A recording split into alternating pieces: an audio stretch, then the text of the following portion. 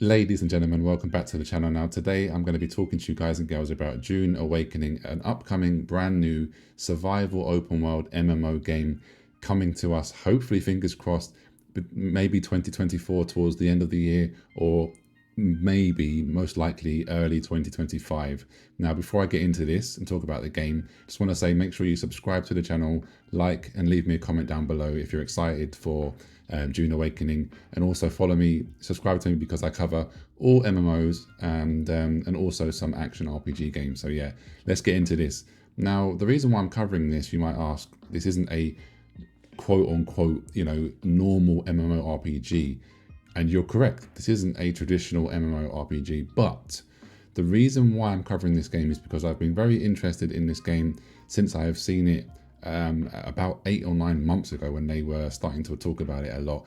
And I do believe that we are going to be seeing, due to the popularity of survival games, I do believe we're going to start to see more game designers sort of leaning into the survival sandbox MMO like avenue. I genuinely believe that, and I don't blame them. It's something interesting, but yeah. But anyway, this game is obviously, if you've seen the movies or you've read the books, you should know what the lore is about this game. But even if you haven't read the books or seen the movies, which by the way I highly recommend you do both if you've got the time, this game is going to be fantastic. And yeah, so let's talk about what they were talking about in the Dune Awakening Direct show. Was they were basically letting us know, so the genre, Dune Awakening is their take on a survival MMO in an open world sandbox. Survival includes collecting water from plants and even bodies. Keeping to shade when possible helps reduce water consumption. So you don't want to be basically just standing out there in that blazing hot desert. You want to find shade, make sure you're keeping hydrated at all times possible. He even, Joel basically said in the interview, he even alluded to the fact that you can kill your enemies and perhaps take their blood and use that for hydration. So that was pretty funny to hear. You're going to be able to craft. So you're going to collect resources to craft your entire arsenal, meaning weapons, gear, clothing, your base, vehicles, and much more. The MMO aspects of the game shine more towards the end game.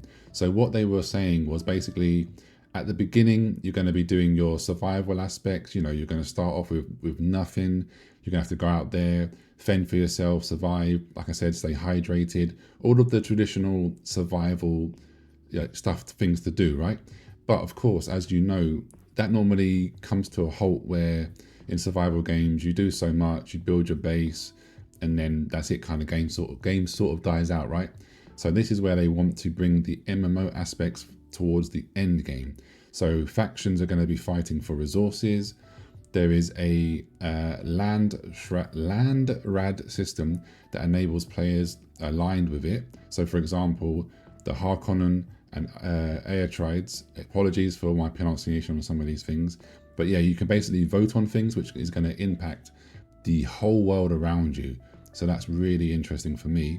So of course there's going to be base building because it is a survival MMO. So there's a deep building system, and it lets you create blueprints of what you have built, and you can actually sell those to other players on the exchange. So just say I build something that's really fantastic, everyone's like, wow, that looks really, really good. They can actually buy that the blueprint of that from myself, so I can earn some money. You can then take that blueprint and then you can go and replicate that somewhere in the world for yourself. You can also generate a shield around your base, which will keep it safe from sandstorms and also enemy players. So this is really interesting. You're going to be able to build the shield around your base so that people can't, enemies can't destroy it, and the elements can't destroy the base. There's going to be a co-op building function. So there's holograms that lets allies see and contribute to a construction. That's really, really cool. Again, that's fun with your friends and, people to build stuff together. The sandworms, of course, there's going to be sandworms. There's going to be massive ones, and slightly smaller ones. But the caveat is you cannot kill the worm. You can only avoid the sandworm. You can use thumpers to direct a sandworm as well. And you can, you can literally get away from the sandworm, and you can basically let it attack somebody else if you want to go down that road, which I can see myself doing for some fun. Now, there's this feature that they're calling the shifting sands. So some specific areas will be subject to the shifting sands feature. So once a week, the Corollis storms will completely change the landscape. It wipes out players' outposts and it reveals new resource locations. Also, this area, the Shifting Sands area, is going to be full PvP. So I'm very, very excited for that. So this brings me to the next topic. This game is, of course, a PvE game, but it's also a PvP game. You don't have to participate in the PvP if you don't want to. So combat. You're going to be able to pick and choose from a wide arsenal of crafted weapons, gadgets, vehicles, gear, and also abilities from different great schools of the Imperium. There's friendly fire in the PvP areas as well. So make sure if you're in the PvP zone and you're in there with your guild mates or your friends, just be careful what you're doing because you can kill each other. Which brings me to the next thing I wanted to mention. There is group play, co-op play, and there is guilds. There's a function for guilds, which is really, really, really cool. There's closed beta tests. They've already begun actually, and they're going very, very well, they said, and they're going to grow these tests over time.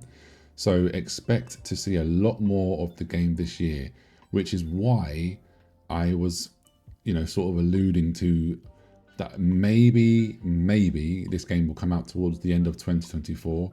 Of course, I don't know for sure. I can only hope, right? Because I am very, very excited for this game, and I would love to see it this year.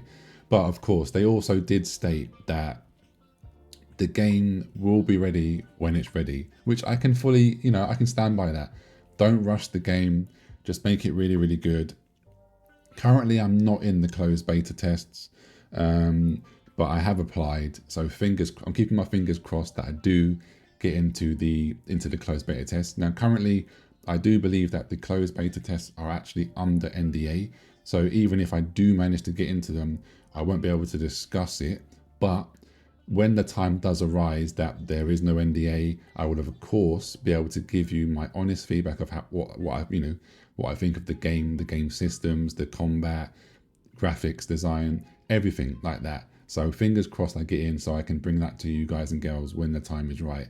But anyway, hope you've enjoyed this one. If you have, like I said, please like, share and subscribe, and leave me a comment down below. Are you interested in Dune Awakening?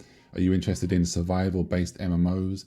Or are you like, no, not for me. I only want to play traditional MMORPGs, which if you do, that's fine. But I'm going to be covering this game as much as I can when I can. So yeah, take care everybody. See you soon. Peace.